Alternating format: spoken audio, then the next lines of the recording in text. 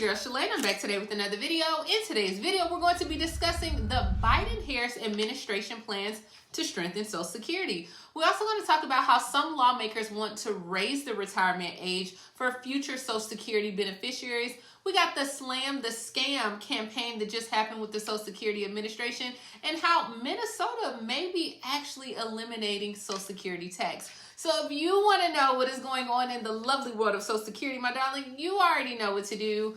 Stay tuned. Your girl's got you covered. Now, if this is your first time tuning into my channel, hi, hello, hey, friend. My name is Shalae, and here on this channel, we discuss shopping, saving, and everything in between. I would love to have you a part of my internet family. It's really easy. All you have to do is click on the big old red subscribe button down below, and you're in just like that. And while you're at it, go ahead and give me a like, because you love me bringing this content to you and I enjoy doing it. All right, guys, let's go ahead and jump right into Social Security, because there's a lot that happened over the weekend, starting with President Joe Biden called for protecting and strengthening Social Security.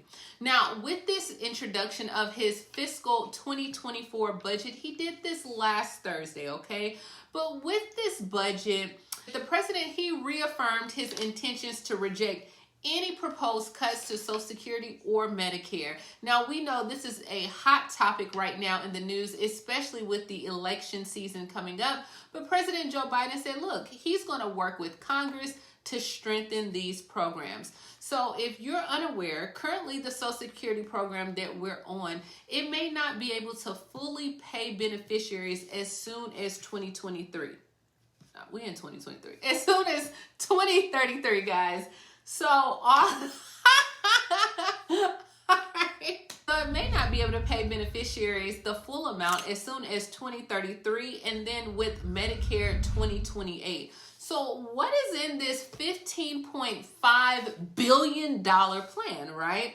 So the first thing that the president wants to address is he wants to improve the service delivery. So each year, like the field offices, they process more than 6 million retirement survivors, as well as Medicare claims, and then over 2 million disability and SSI claims. So this budget will actually support that as far as like staffing employment all the way through fiscal year 2023, with reducing those wait times for those decisions. Now, these funds, they said it can be used to improve like customer service at the Social Security's field offices after long in-person waits, and then 1-800 numbers have become increasingly common. So these funds will actually help improve the 800 number access and online services as well. So this is what is needed, because the comments that I've seen like on Twitter and Facebook regarding the Social Security Administration, they are not nice at all. So I think this is a step in the right direction, but he also wants to address like the new paid family leave program. So under this program, it would provide like partial wage replacement up to 12 weeks.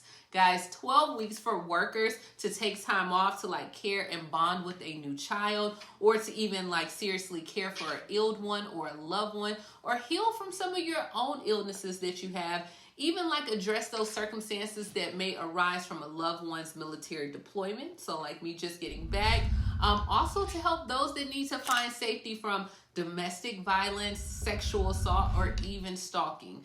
Now, this budget would also provide up to 3 days of grief for the death of a loved one. So that's the second part of his plan. Now, he also wants to modernize our information technology. So he wants to like equip the employees with better technology to help go ahead and determine those eligibility and process claims in order to better serve the public. I think that's needed. I'm okay with that one. Now, the benefits modernization, this will include like additional efforts in helping sustain the systems. So like any fraud activity, online access, computer software, those things will help improve as well. And last but not least, he wants the advanced equity and accessibility. So this will promote like hiring the nation's best talent, as well as like diverse representatives within the workforce, and just make sure that employees have equal opportunities to advance in those chosen careers. So this is great, right? There was a lot of ground that the president didn't cover, such as like, what is his plan to increase the funding, or how are we going to protect the Social Security, and what age are we going to do this? There was a lot of things that I felt like that he missed the mark on, but maybe those things will come in the future. And I guess I wasn't the only one who thought some of these things, because we have some lawmakers, for example, Nancy Mace of South Carolina. She said, look, what about let's raise the retirement age for future Social Security beneficiaries? This should be on the table as long as it doesn't affect anyone that's heading into retirement now. She did not specify what age that would be, but she went on to say that she does not feel that taking away from those that are in retirement or heading into retirement, that should not be on the table. But she's like, look, if we're going to talk about the younger generations, like my kids, for example, if they know what the retirement would look like maybe 40 years from now or even 50 years from now, then that should be on the table. So she's like, if we can prepare the younger generation that this may not be around when you get here, right? You need to do some things, then that should be on the table. And also we have Senator Kennedy of Louisiana. He agreed. He said, look, does it really make sense to allow someone who is in their 20s to retire at the age of 62? He said these are the things that we should be talking about, and he also questions if it makes sense for those in their 20s to be able to retire in their early 60s, in part because their life expectancy will be a lot longer. And, you know, maybe these are some things that should be on the table. Now, I know Social Security is going to be a hot topic as we move into the election season when it comes to just say bonuses or the increase. There's going to be a lot regarding this topic. So let's go ahead and move on to Minnesota, where Social Security right now is a top legislative priority for many lawmakers this session. So in Minnesota, they are one of the 11 states, guys, that still tax on Social Security income.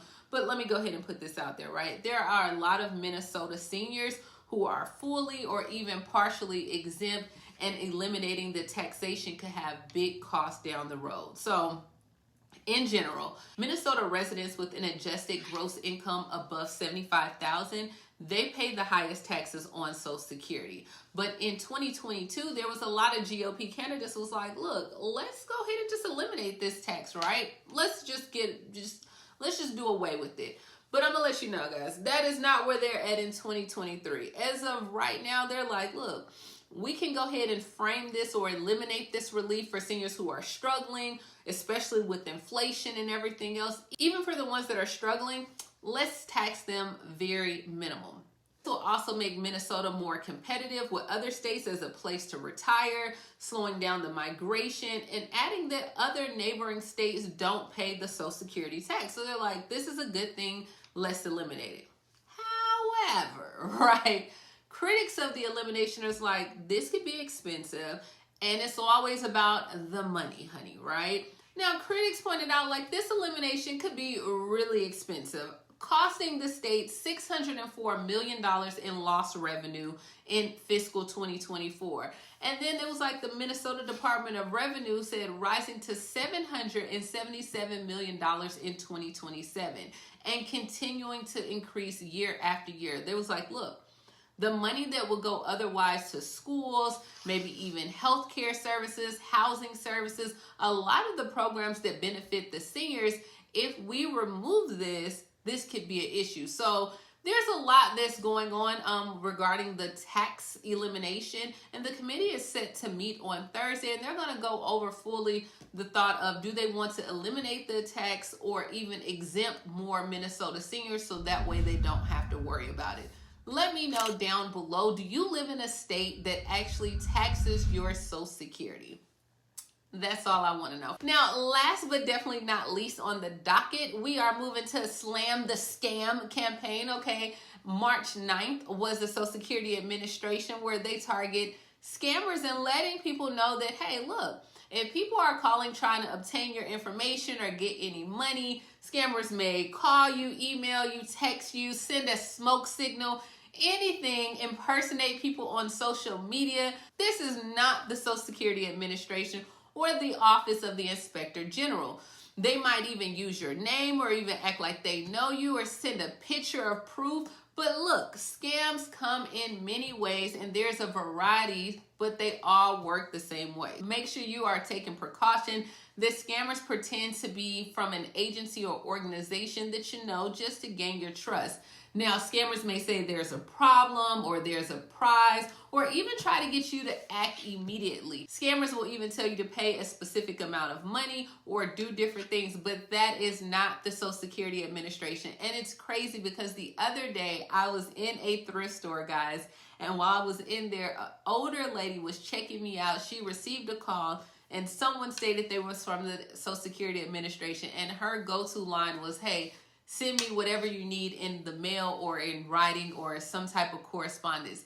And I was super excited. I don't know if it was a scam or not, but it just sounded fishy, but she handled it well and she got off the phone and checked me out. So I want you to know, if you have been a victim of fraud or scams, comment down below. Let people know their tactics, but this is not of the Social Security Administration. And this is what we have going on regarding our Social Security update. But I'm sure there's going to be more as we continue to go throughout the year. What do you think about increasing the age of Social Security?